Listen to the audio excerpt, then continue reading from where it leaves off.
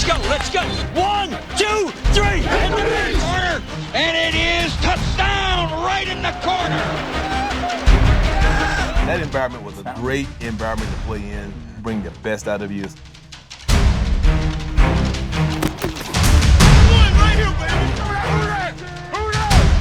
Sets it up, and the kick is reaching close, and it is good. Oh, Norm Johnson hit it.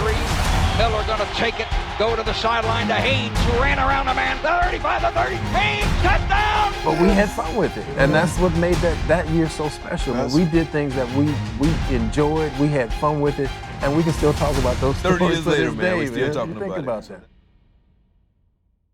Moving forward to that kind of rivalry that y'all had, the Saints and the Our Falcons. playoff game in that dome. Before we get there, let's take a look. Let's take a look at y'all rivalry got with it? the Saints. Yeah, let's take a look at it. We'll take a look at the rivalry first, That was new not to just the me, playoff too. game. Huh? The Saints, that was new to me too. Oh, yeah. Tremendous rivalry. This is Larry Munson and the usual crew, and we are speaking to you, as I'm sure you realize, in the Superdome in New Orleans. This is not necessarily the friendliest place in the world to have to play today. And today in the newspaper, by the way, they had 15 reasons why they should hate the Falcons. I was listed in the paper as one of the 15 reasons why they should hate the Falcons. When you look at this rivalry, it was so important to the two teams. I mean, maybe it wasn't as important to the rest of the league, but it was so important to these two ball clubs. I'll be very surprised if today's game isn't extremely exciting. A lot of big plays. The Saints rivalry was probably the biggest rival that Atlanta had, and I loved it. I loved going to play in New Orleans as a Falcon, 100%. Because you know it was going to be gritty, it was going to be nasty, it was going to be dirty, and it was going to be hype. That was the loudest stadium we've ever been in. And when we left, when that game over, it was the quietest stadium I've ever been in. And I got to say, they're fans. There was no noise ever like that. And when these two connected, it went so silent. I looked around, I thought everybody died. Hey, to your point, for 7 years we never audibled there. Yeah. We never audibled in the Superdome. Why not? I mean, Because it was so loud. our old linemen would hold hands, Chris Hinton on the edge, Mike Ken, because they couldn't hear me. Yeah. And I'm right here under Jamie Dukes calling the signals, screaming and yelling.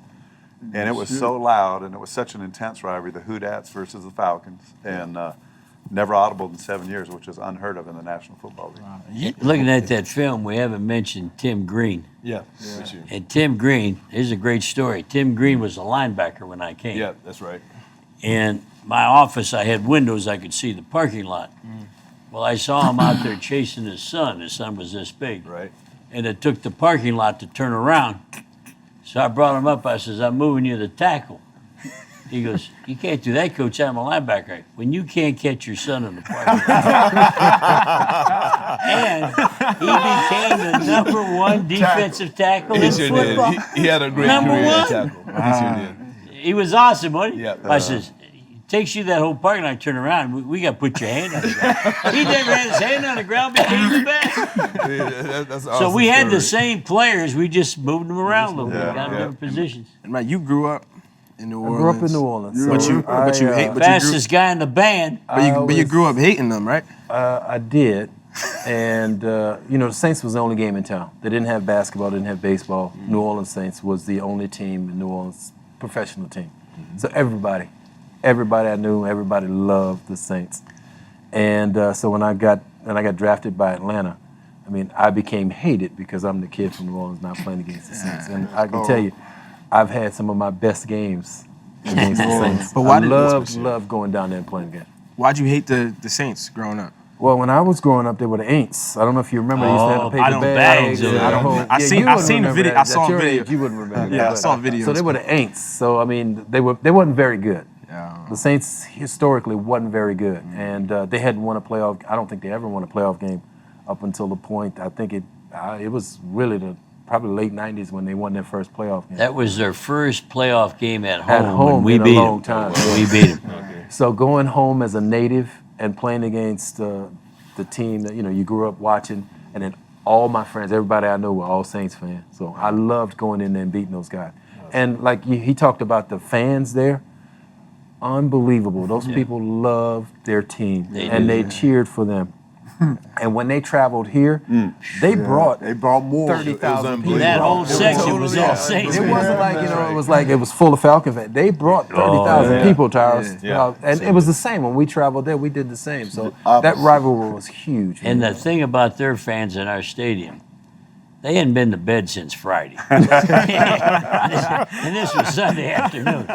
They were awesome, weren't they? Absolutely. So it was one of those situations where you're in a big rivalry with your team, and you go down there and you have the fans sitting on their hands. Yeah. Do you have memories of friends or family telling you like not to play well against the Saints or anything like that? All my friends, all the guys I went to high school with. I'll tell you a story.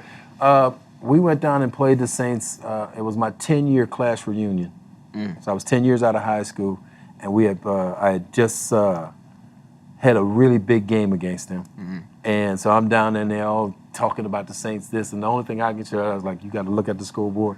And I scored 2 touchdowns against your team. That was huge because they love their team. So, absolutely. Yeah. And Jessie, is the Saints hate something that you get when you walk in Falcons headquarters? It's like a thing that they give you on the way in? Like, no doubt about it. Hey, listen, playing against the Saints, after playing 14 years, obviously I don't play against them a lot. And I'm like Mike, I've had some of my better games against the Saints over a period of years. And it's almost like a big NFL, you get that college rivalry feel that when you play the Saints. And you want to give your best effort. But I had an extra motivation because I always looked up to Sam Mills, the late Sam Mills, and he was a great inside linebacker for the Saints. But then, you had Bon Johnson, then you had Pat Swillens, then you had Ricky Jackson. So they had all the linebackers that were Pro Bowlers, and they had one of my spots that I wanted because I wanted to be a starting Pro Bowler. And so I wanted to play my best game against that team for a lot of different reasons. Right. One reason, I don't like them. I didn't like them. The fans here didn't like them. No one liked each other. And you know what I mean? So it just brought the best out of it, you know what I mean? And I wanted to do it, personally for myself, for the team, for the city, and for everybody, because it was one of them games where you wanted to give your personal best. Yeah. And I think if you look at some of my stats, I think one game I had 24 tackles, the highest I ever made in one game against the Saints. And I could barely walk coming out of that game, And that was the time when they had Hayward there, Ironhead. Ironhead was they a load. Some big bats. How was it hitting him, huh? Oh, I'm telling you, he was a 300-pound running back. Yeah, you had Dalton Hill. All them guys, man, that was so competitive. So that environment was a great environment to play in because you wanted to bring the best out of you. So I enjoyed it. I'll tell you, really not only enjoyed it. That '91 season, it was to finish that season playing against that team. Right. You couldn't ask for much more than that. It was the third time we had played them. There was our arch rivals. It was the best ever. It was 4 to move on to the next round of the playoffs. Where you did. And I think that year, At their place, it was the best Did they beat ever. us in Atlanta? No, they did. They beat us in Atlanta. We beat them in New Orleans. So we swapped on each other's turf. So and then we had to play them again that third time. It was weird. The visiting team won that series a lot. Won that series, yes. And Kris, you said from a quarterback standpoint, how hard was it playing in that away against the Saints? It was just so loud, I mean, when you go in there, you feel like you're at a rock concert where the volume's on high the entire time, like an AC/DC concert or something like that, back in the day. And when you leave the place, you shower up, you go get on the bus, you go to the airport, your ears ring for like the next day. Seriously, I mean, your ears are ringing, and and you can't sleep when you get home because you're just, it's just a contact high from being in there. But I think Jessie touched on some of the guys we played against. It was a hated rivalry, but it was a mutually respected rivalry. I played in the Pro Bowl in 91, 92, and their 4 linebackers that Jessie just mentioned were all there. Sam Mills, Von Johnson, Ricky Jackson, Pat Swilling. And then Philadelphia, they had Seth Joyner, Jerome Brown, Reggie White, and Clyde Simmons. And 8 dudes made up 2 positions in the Pro Bowl, and 4 of them were Saints players. Absolutely. So, I mean, their defenses were nasty. It was always a physical game. It was always violent. It was always intense. The crowd noise was unbelievable, but it was just that much more gratifying when you go in there and beat them at their place. We prepared for that game by bringing speakers out to our practices and blasting noise because we knew how loud it was going to be. Yeah, So almost smart forgot about thing. The same Right. ones He from the brought locker room. speakers. We actually just brought our boom box that's from the what- locker room. He brought these speakers out, and at practice he's blasting this music. It's just sound, and it just gets so loud. But we had to function as I know for an offense, we had to function as an offense, not being able to communicate with each other. He mentioned their 4 linebackers. Their pass rush was really unbelievable. So June Jones was a great coach. We all know him. And we're charting. And all their games were won when they were on defense on 3rd and long. They'd knock the ball out, they'd sack the guy, and they would do something to win the game. And we'd watch a film and they're okay. Then they win the game on 3rd and long. So in your game, I said to June, this is how crazy your coach was. I'm switching down in distance. I said, we'll throw on every 1st down and 2nd down, and we'll treat 3rd and long like run. We got on the airplane, we're laughing. We won the game and didn't care about a 3rd down. But they never made a play against us where they scored on defense. Right. And that's how they won. Yep. So they didn't know what the heck we're doing. Every 1st down, these 2 cats are throwing it.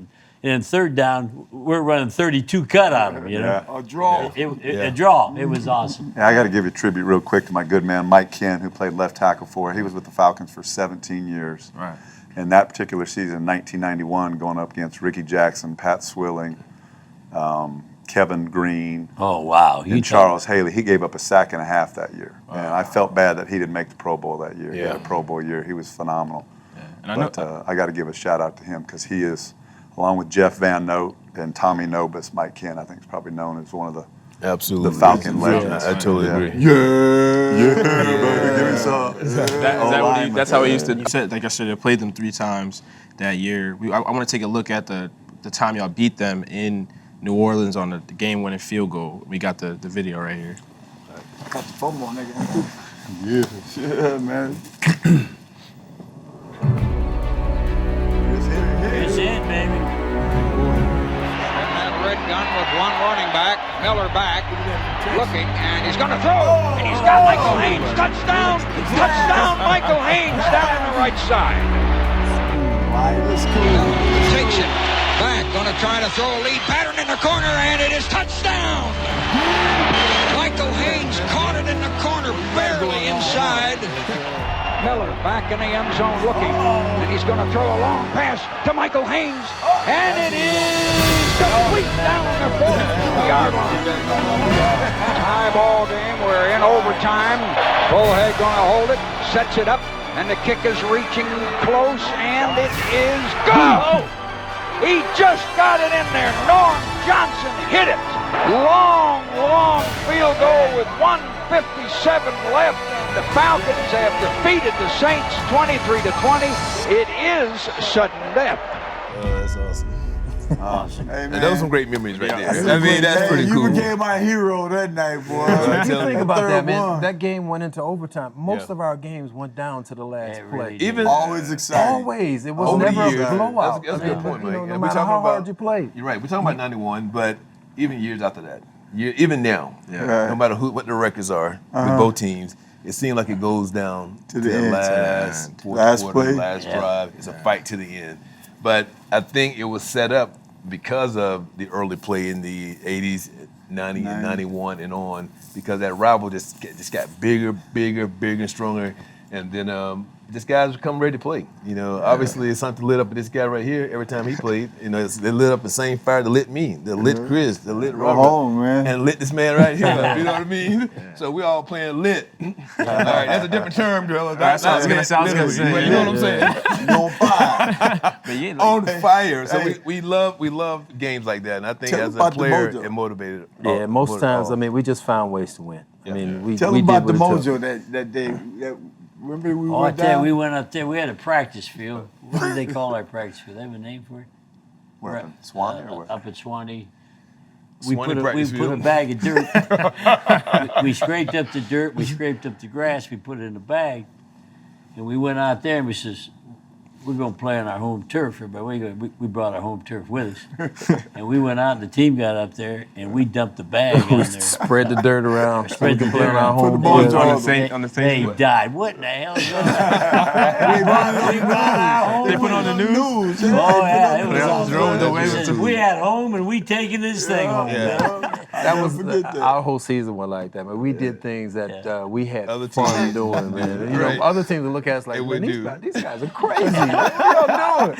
But we had fun with it, and that's what made that year so special. Man. We did things that we enjoyed. We had fun with it, and we can still talk about those 30 stories years to later, this man, day, we still man. talking You think about it. that. That's We got to beating the Rams. Oh my God. I mean, it became Johnny Robinson went from Southern Cal to Rams. People don't remember that. Defensive coordinator was Jeff Fisher. Wow. We go in there, and him, we got him by 50. And I say to Miller in June, if you throw one more pass, you're both fired. Do not throw a pass. And he goes, can we throw a short one? I said, we don't have a short one. We are going to run. So we run the ball the whole second half. Yeah. Run. The commissioner calls me. He goes, what's going on? Are you all playing that point spread? He goes, point spread? We don't know about point spread. He goes, why wouldn't you throw the ball? He says, if we threw the ball, they're going to fire those coaches. We want them back.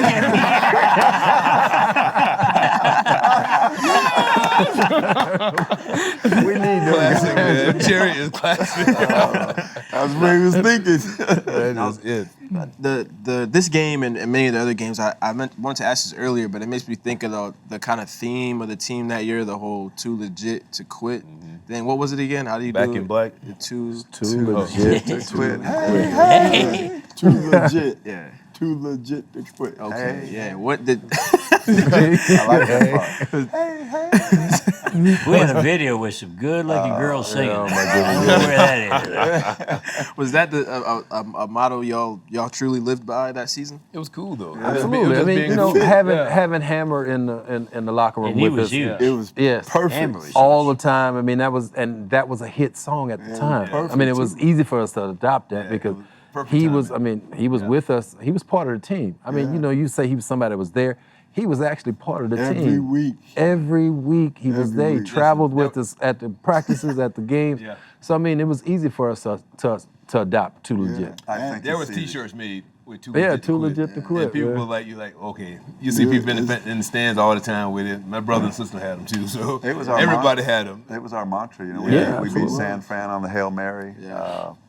Came back and beat Green Bay in the second half and beat New Orleans in overtime on that field goal, you know. So it was kind of our mantra for the season. Yeah, that's what I tell you, that New Orleans game, I tell you, we were pissed off in that New Orleans game because we should have beat Dallas the week before Hello. and Yeah. had a home playoff game. Say it again, bro. But we lost that game. That's right. And end up And having we to go would've on the been road. And I mean, we put it on because Yeah. we were mad. We should have Somebody won. had to pay We for should have that. been NFC West Champs, champs. How about the Dallas game? If we win that, we're at home. We're at home. Home. Exactly. I mean, The Saints had to come And to us. at no time did anybody ever run a punt on us, a kickoff on us.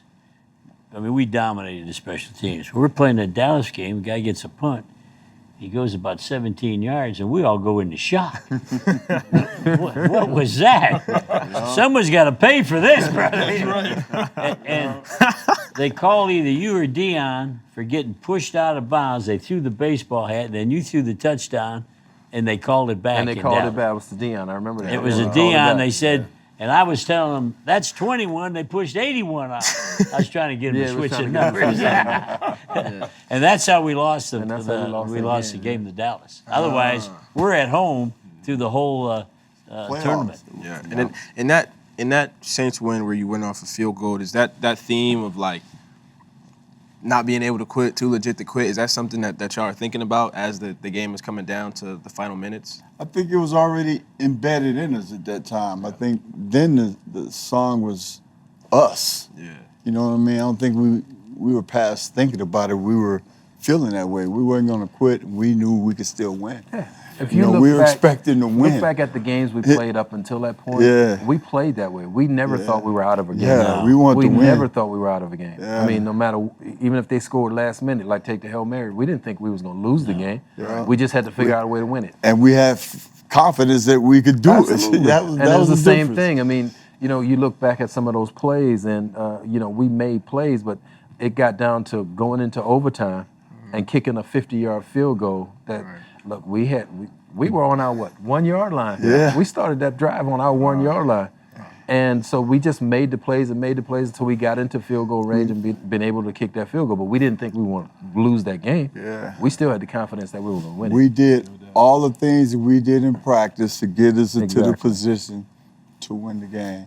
We had that confidence. In the back, Tracy. What was Tracy? Tracy Johnson.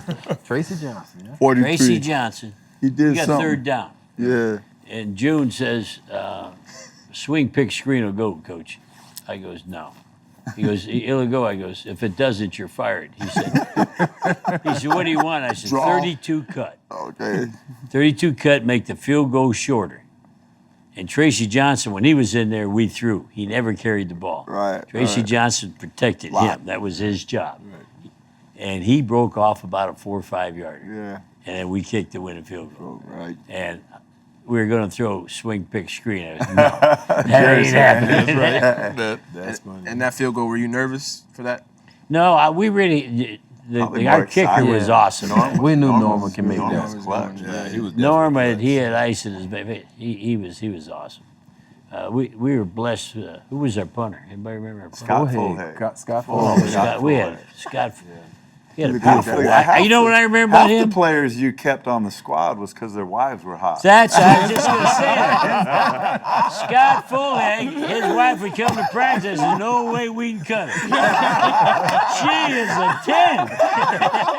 Hey, you had Jeff Donaldson. Yes. Stacey, Jeff Scott Donaldson Fulhag. lasted 4 years longer than And he should have. in the team, That is picture, hilarious. you're like, I want him here. Yeah. I want them there. Yeah. All right. Yeah. There you go. Oh my God. Your memory's too good. That's the truth.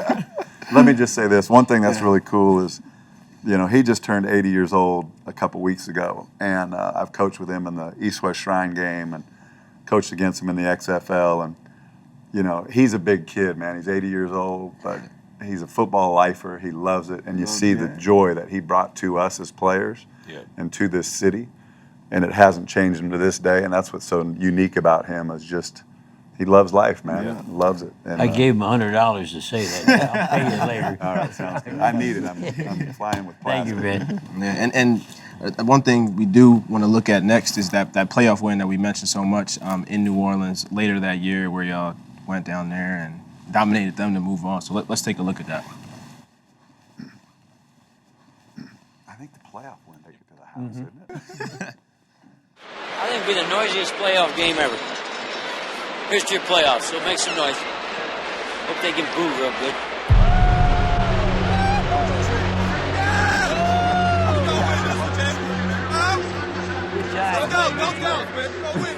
You people gotta make something happen. We gotta find out what we are. Let's go, let's go. 1, 2, 3, hit the beach! Come back and look. There he is. Touchdown, Rison, right down the middle. He hit Andre Rison streaking down the middle. Saints moving some of the defensive people up front. Miller gonna throw a lead pattern in the corner, and it is touchdown. Right out, stops and looks and fires, and it is intercepted by Deion back in the end zone. Cut across and saved us. Need a touchdown! Touchdown, man! Who they're telling us from the Falcon bench was hurt originally on the very first series of the game, and he's been in and out, and of course he's had a big day. Blitz. Haynes makes the catch. Gets into same territory. He gone. Has just scored a touchdown that may have taken the Saints out of the playoffs. Goes high. He's back. He throws. Intercepted. McKyer intercepted on the 31. He's running up the middle. He wants the lateral. He does to Deion, who's in trouble. Deion trying to go back. Now he's trying to come this way, 35-40. My God, we're going to have to go to Washington, D.C. Boy, are they going to lick their chops. Deion 45. But they live on the edge. They keep living on the edge, and they're going to go to the playoffs on the edge. Are they for real? This is Joe Bigfast for a touchdown. There will be no criticism of what they did by Glanville. But that's not smart, guys. That's not smart. But the Falcons win the ball game. Maybe that's why they're here, too. You know what? Maybe it is. So exciting, boy. Everybody needs to watch our show, huh? See ya! Classic, man. Hey, we're excited though, right? We're excited, man. After 30 years, I still get excited watching know. that. Yeah. That's pretty cool. That's some good pitching, boy. I got to say this. He wore number 81. I went into NASCAR, drove NASCAR 15 years, and they said, well, you got to pick a number. And these are the numbers that are available because some people own their numbers. They said, you got any idea? I goes, I want 81. And they said, well, why you want 81? I says, that's the fastest guy I've ever seen. I want my car to run that fast. I drove a car 81 for 15 years. 15 years. Yeah, But I didn't score as many touchdowns as he did. And so, Mike, you broke your ribs, 2 ribs, right? On the first touchdown, yeah. On that catch we just So, I Vincey Glenn. apologize for that, Mike. It was a touchdown. Look, I tell everybody, any ball in my direction is a good ball. Yeah. So, but Vincey Glenn was the safety, and I saw him coming. And I had beat the corner, and the ball was, threw it out. It was a perfect throw. Right. And so I called myself, I said, I'm going to shield myself between the ball so I can catch it. Yeah. And so I jumped up to get it, and I tried to turn my body. And as I caught the ball, he hit me, and he cracked 2 of my ribs. And as you can see, the first thing hit the ground was my head. And I rolled over, and my momentum was still going. I got up, and I spiked the ball, and then I went, oh, something's wrong. And I knew immediately something was wrong. And I went to the bench, and I was telling them I got pain in a certain area, and and I cried like a baby. I'm telling you, it hurt so bad. I cried like a baby. And I tried to go back in the game and couldn't. And I set out that was right before halftime. And went into halftime, came back out, and I tried to play a little more and just couldn't. And Glanville was like, this is the playoffs. You got to play. Yeah. And I'm like, well, yeah, it is the playoffs because we won and done. You lose this game, you go home. Yeah, so I did go back in the game and end up catching the winning touchdown. So y'all did I didn't notice until this clip, y'all did the opposing teams, y'all held the opposing team's helmet in the air and before every game? Every game. One of our equipment guys, he'd wear the helmet during the week. He'd put the helmet on of our opposition. I can't remember. He loved doing the Campo. He was Campo was awesome. Loved his job. So he'd paint it up. He'd have towels hanging out. And we'd throw him balls and he'd act like receivers. Then he'd go spot the ball for offensive practice or defensive practice. True. So before every time we went out, I don't know if you remember Normandy, but we'd hold that helmet up and we said hit the beach. Hit the beach. And that means everybody at the same time going. So the military is a big part of us. And then years later, I ended up with a guy that was with San Diego. And we went out to play the Chargers out there, and he said, my job was to steal the helmet before you guys came out with our San Diego. I go, that way he goes, then they had me full-time sneaking around trying to find the helmet. That's the equipment guy. Huh? Yeah, the equipment guy that was with us last year. Yeah, that's real cool. Did that feel good to do that, to have the opposing team helmet up like that? Oh, Did people ever say anything to y'all about that? Like I say, whatever it took to motivate us to get ready to play, that's what we did. That's why we were different. The 91 team was different. But even before that, you do the special team player of the week, right? Or we get the helmet. Yeah, put the helmet on. Paint the opposing team's helmet. Yeah. And put the score on it. That the player who got the That's award. what y'all would do? Yeah, absolutely. And then he would walk the length of 100 the yards. football. March with the football Marines. field. Marines marched with. Yeah. So the player who got this, who was ever special Who was teams special player teams of the week, yeah. You took the opposing team's helmet So and it all painted it? tied in. He marched up and down the field before the game. Special teams don't get the recognition that No. some players get. So we made sure that they got, because our guys, man, they put it down, man. I mean, Robert Lyles, Elbert Shelley, those guys, man, they went out and they played their hearts out. Yeah. You're going to like the monument thing, it was all tied in. It was all tied in. Right? Yeah. And So so a lot of stuff going on for us, psychologically, man. But we had more fun than anybody. Absolutely. I don't know. I try to get excited watching what's going on now, but it ain't y'all. That's That's for a different sure. game. It's a now. different game, man. It's a That's different y'all. game. That's what It's become made it corporate. so special. That's what made 91 so what do you mean? What do you mean by that? It's corporate, you know. Classy. You got to do what everybody likes. We didn't really care if everybody liked this or not. So obviously the next round, you lose, the season ends. Looking back, 30 years later, on the season that it was, MC Hammer starting 0-2, 3-3, and then everything you did. What's your favorite memory or some of the best memories from that season? One of my favorites is when I think we're going to Arizona or California, and we sort of touched on this. Somebody in charge of something came up to me and said, "Did you invite Evander Holyfield on the plane?" And I said, "What are you talking about?" He says, "The heavyweight champ is on the plane. Do you want to get him off?" I goes, "Me get him off?"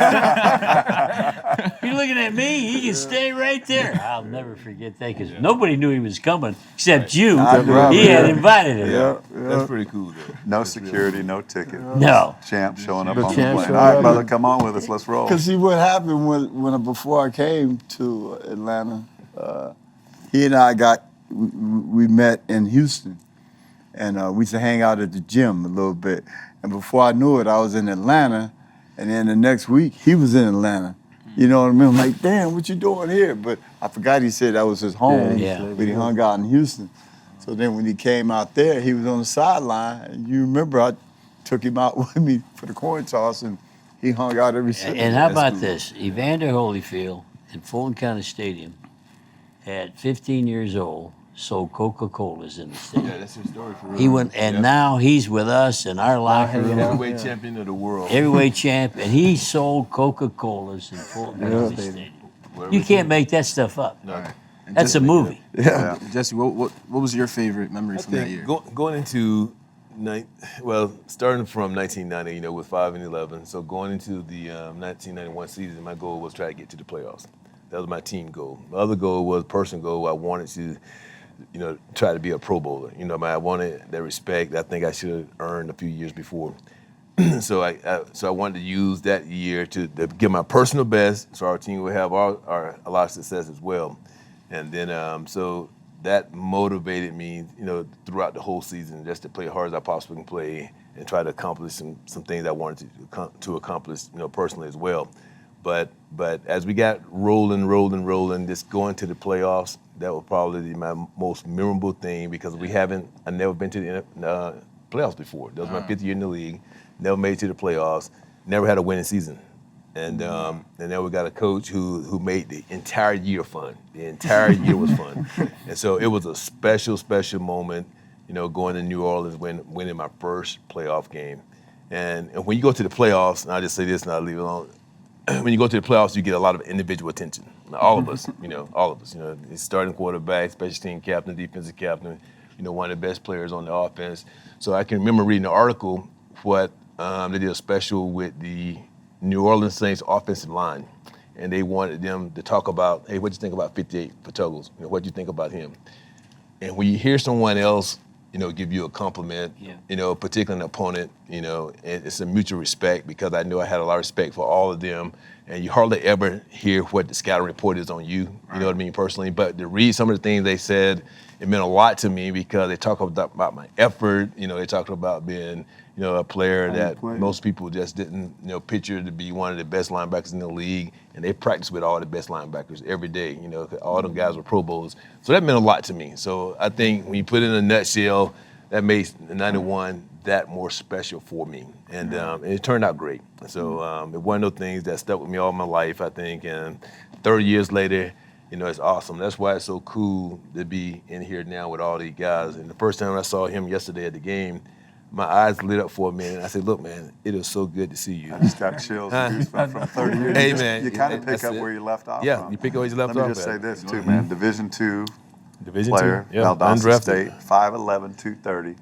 Played 15 years in the National Football League. What did you get, 6 Pro Bowls or something like that? 5 Pro Bowls. 5 Pro Bowls. Yep. So that was so, That's- means a lot. that's all man. heart, Means a lot man. to all you That's guys.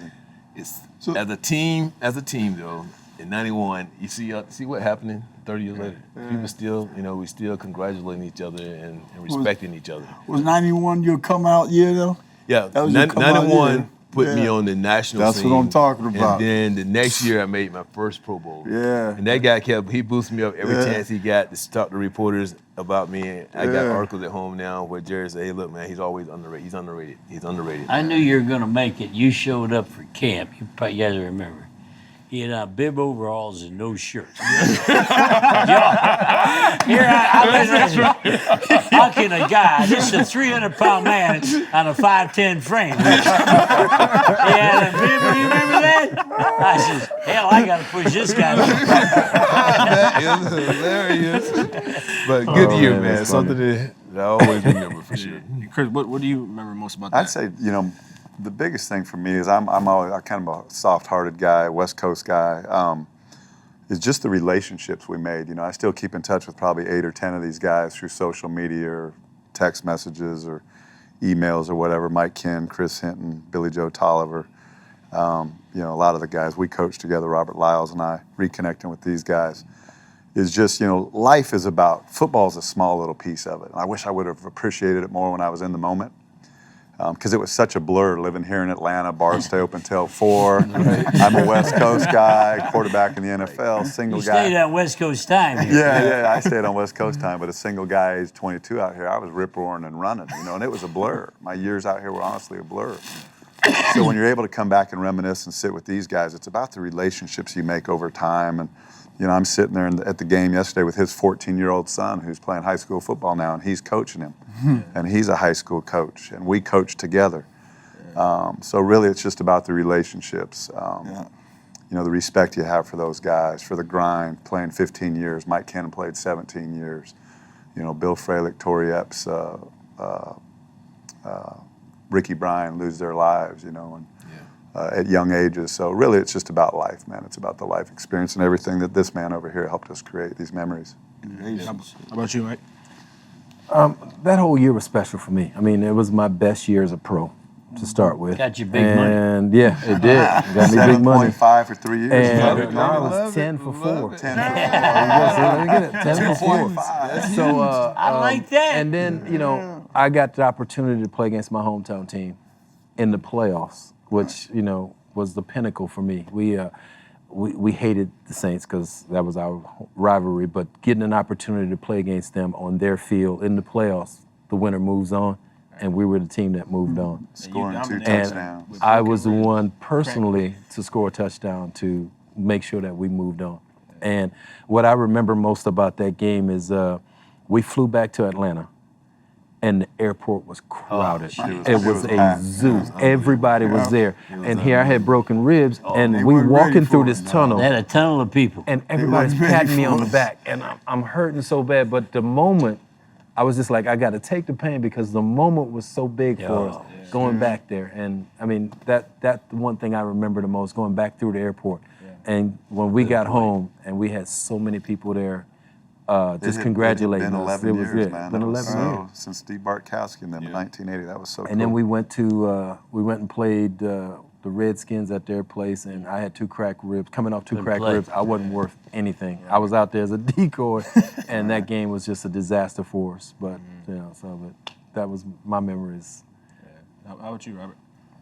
Man, it's the same. I think for me going down there, hooking up with Jerry again was reestablishing something that we had established in Houston, was just to make the playoffs. The first year, like I said, the first year I was there, it was like I had to learn these guys. They had to learn me, you know what I mean? So that was a learning year for me, but I knew the next year we needed to be in the playoffs. So that was a big goal right there to get the team to the playoffs, the best I could, and then to try to lead from that point, because we were in the playoffs every year. And no one else had really been there but me, you know what I'm saying? So to try to get what I had to them, to help them to get to that point. And then once we got there, you realize it, and we used to always say, if you get there, you got a chance to win it all. And once we got there, then you start looking and saying, damn, we got a chance to go, So for me, it was to get to the playoffs, and then afterwards, that next move was to try to go to the Super Bowl. And we didn't get there, but it was a hell of a ride. And I enjoyed the ride. Trust me, I enjoyed the ride. I think what you saw from him, too, is he brought so much juice to the team. Absolutely. I mean, energy, enthusiasm, personality, attitude, edge, All confidence. that. That's He baby brought baby that. right there. Tim McKyer from San Francisco brought that. And we just had all a lot kind of of thrived fun. out there. We had a lot of fun, man. Defensively, He kept us motivated. Seriously, he was the light in our locker room. Really. Yep. And before we wrap up, what do y'all have a moment like from that season where you think like, I can't believe we did that? Not on the field. It was all outside the field. Is there anything you could share? Like, I can't believe we actually did this. If This we happened. told you those moments, this show would be canceled. This would go another 5 hours. Yeah, this would go another 5 hours. I can tell you this though. I mean, we had some stars on. I mean, obviously we had Deion, we had Andre, we had guys who could play. We had, Chris Miller. We had some really good football came players, together. and we all came together at the same time. I mean, that team culminated into a playoff team, and we didn't think, we thought we could be special. Because when he came in '90, he started changing. Like I said, he started changing the culture, and we knew that our team could be special. But we went 0-2 in the first 2 games, and then we started doubting ourselves. Right. But we never lost that attitude that we can still win. And then we started winning ball games, and like I said, it just kept getting better and better and better all the way up until the playoffs. Because of the way they played, we didn't have to do anything to make the crowd make noise. We didn't have a guy with a microphone hollering, "It's time to holler." We did. They made him holler every down. We did, yeah. The way you two played, the way you hit, and we had that big hit in yesterday's game, and he says, "Man, look at the stadium." I goes, "Y'all had that every series." Yeah. I don't remember playing a series where you didn't light somebody up. That's right. Absolutely. Throwing them bombs. Well, 80Z9. Well, thank y'all. I appreciate y'all you for coming out, and I'm sure all the fans appreciate everything you did for the organization and for the city. So it's a great honor to chat with y'all. And any parting words before we wrap this up? Young brother, you did a great job. You did a good job. Yeah, Thank you. We I appreciate it, commend you man. for that. It's always good to reminisce. Yeah, I appreciate it, man. Well, And don't keep me any more time, I'm going to miss out. That's a wrap.